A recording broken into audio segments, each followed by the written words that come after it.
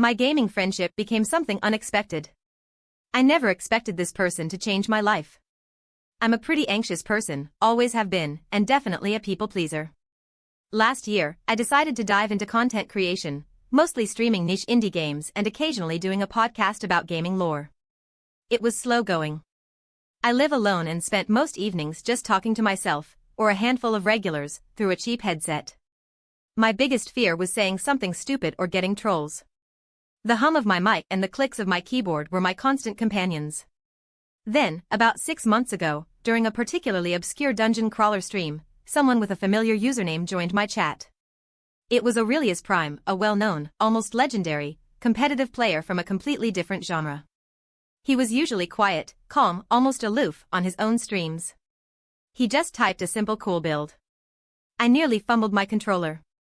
I thanked him, and he started joining regularly, offering quiet, insightful tips. Eventually, he even started dropping into my Discord voice chat during streams. Hearing his calm, measured voice through my headset became a highlight of my day. We talked for hours, not just about games, but about life. I, the nervous amateur, was somehow charming the stoic legend. My anxiety melted away when it was just his voice in my ear. He shared frustrations about the competitive scene, and I, surprisingly, found myself offering genuine comfort and advice. It wasn't the usual fan-to-pro dynamic, it was two people connecting. The challenge hit a few weeks ago. Someone dug up an old, out-of-context clip of me from a year ago, twisting it into something offensive. The comments section of my latest video exploded.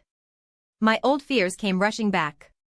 I was ready to quit, convinced I'd ruined everything. But Aurelius Prime, instead of distancing himself, jumped on one of my public streams. He calmly and methodically debunked the clip, explaining the context and even defending my character. "This isn't who they are," he said, his voice clear and unwavering. It wasn't just a gesture, it was a battle cry. The comments shifted. His fanbase, known for their loyalty, flooded the replies with support.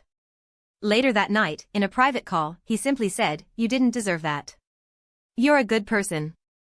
And in that moment, listening to his voice, I realized how deeply I felt for him. It wasn't just admiration, it was love.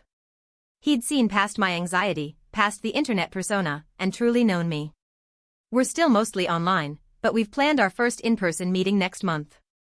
That headset, which once felt like a barrier, now feels like the bridge that led me to the most unexpected and wonderful connection of my life. My little stream became a whole new world.